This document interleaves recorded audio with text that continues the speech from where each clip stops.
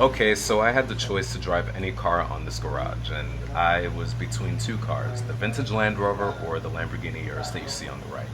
I chose the Land Rover because, well, there is something that is cooler about it. Not as fast.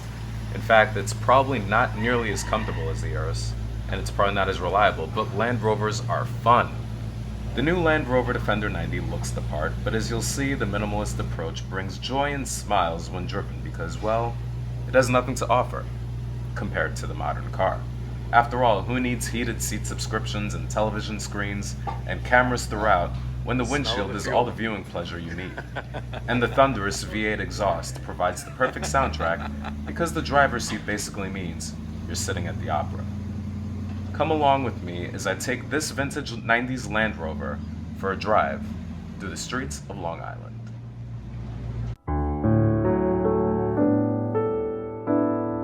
I think my favorite feature about this Land Rover Defender 90 is these side-facing seats.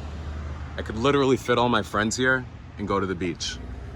To me, that's a really cool feature. Actually, with this hat on, I'm ready for the beach right now. Now, this is a familiar power plant. This is the 3.9 liter found in the Range Rover Classic. In order for Land Rover to save money, they had to share power plants across many different vehicles. So utilizing the 3.9 liter Buick-derived engine, it helped save the company a lot of money and put other research and development money into other areas because they were using Buick Specials for pretty much since the beginning of the company's history. What a lot of people have done is they take this 3.9 liter engine and they put LS swaps. I mean, I'm never mad at an LS swap because of the reliability factor when it comes to an LS swap, but I think maintaining this engine and keeping it running is the best way to go. I love how high up it is. It's got a 4-inch lift on it. Yeah. The ignition key is just like a Porsche. It's on the racing side. Sitting in a Land Rover, I feel right at home. It feels really high up in comparison to the traditional SUV, and for me, this is a very welcomed experience because when I'm this high up, I feel that much safer when I'm on the road against smaller vehicles in my immediate surrounding. The level of simplicity that exists throughout this entire cabin.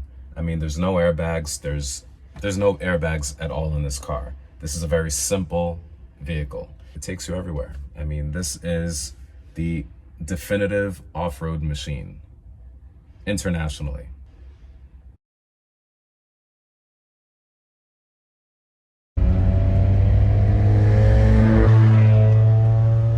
All right, here we go.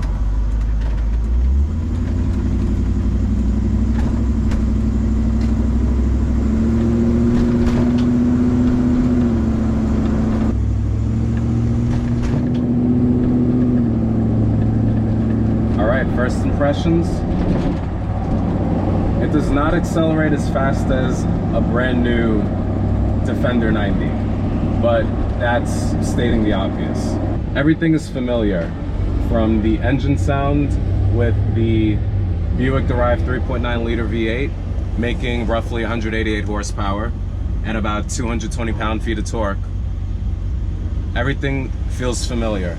Even the hardware for the automatic transmission feels very familiar. This is pulled right out of the Discovery One and the Range Rover Classic. So there's a lot of common parts that are being shared between all the vehicles that were available during this time. You have a beautiful 3.9 liter V8. I know I've said that multiple times, but a 3.9 liter V8 that makes that sound, and I'm hopefully able to capture that sound in this video. It is absolutely awesome. It's not the smoothest car on the road, nor is it the most sophisticated. If you wanted a sophisticated car from this era, you would have gotten a Range Rover Classic, you might have gotten a Discovery 2. But if you wanted to conquer the world, and conquer it with class and conquer it with style, and you wanted to go off-roading, or if you wanted a vehicle for your farm application, you got a Defender 90. And if you had a lot of people to carry, you probably got a Defender 110.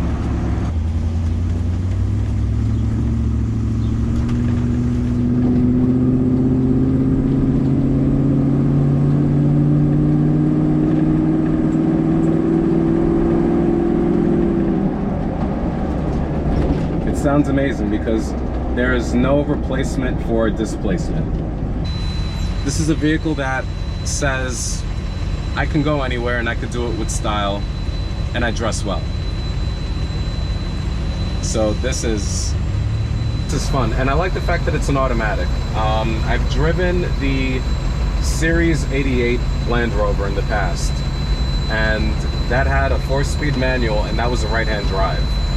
My legs were cramped in it. I didn't have the best leg room, but being that this is an automatic transmission, I don't really have to think that hard in order to position my legs in strategic ways in order for me to get down the road and wonder if I'm hitting the clutch or the brake or the gas pedal, because these things are very closely placed together. I don't have that problem when it comes to this vehicle. This is a vehicle that gives convenience, if you will. Does it have the creature comforts of a modern Defender? No. But as much as I do love this car, because I am a Land Rover person, as much as I love it, I will say this. I think the diesel power plant is more suited for anything vintage Land Rover. This is the quintessential off-roader. I mean, I would feel comfortable taking this to the Land Rover Experience Center. I would take this into Manhattan. I mean, this is the ultimate FU vehicle if you live in Manhattan. You're simply getting in there and you're telling the world, like, you know what? I'm king of the road. And people have been doing this in London for years, where they buy these cars, they drive them through urban settings, they lift them up, and then they never take them off-road. They just want to let the world know, like, I could if I would. And if you could, you would too. Let's keep it real. How many people have Wranglers? They lift them up with the biggest tires, and they've never gone off-roading. And that's the funny thing about this vehicle, is a lot of people get these things not ever using it for what it's worth. I can proudly say that I've taken any Land Rover that I've ever owned off-road. Has it broken on me? Of course, because sometimes that's what Land Rovers do. They break on you at the worst and most inconvenient times. But is it worth fixing? Absolutely. Land Rovers have a character that is highly addictive, almost like Porsche. You drive it once and you just want to keep driving it more and more and more and more, and you can't get over that. You can't get over it. That anything that is this high up, you have to go slow in the corners, because the laws of physics never lie. And that's all I have to say for now. Thank you for watching and coming along on this awesome journey with me on this amazing drive. What's interesting about this car is that you're able to switch lanes and people immediately stop.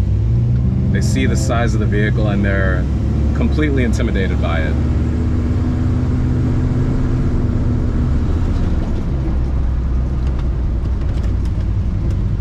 Considering today's gas prices, it's funny. I'm watching the fuel needle slowly move towards the E. Because, make no mistake of it, this thing will burn all the gas in the tank. Just on a very short trip. The fuel economy in this is roughly 12 city, maybe 15 to 17 highway, but in reality, you're getting something more like 9 to 12. But when you're having this much fun, it's not miles per gallon, it's miles per gallon. Because this thing puts an immediate smile on your face.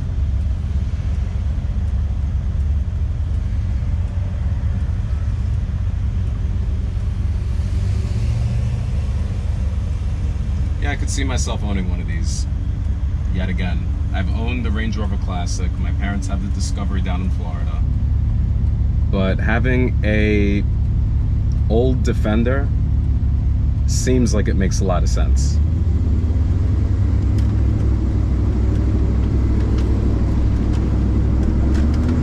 It is certainly top heavy on those corners. Like sometimes you forget that you're in a tall vehicle and you have to slow down. But this is it. I'm back.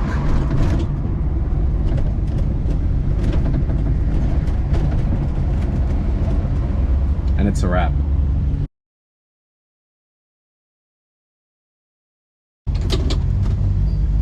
That was fun.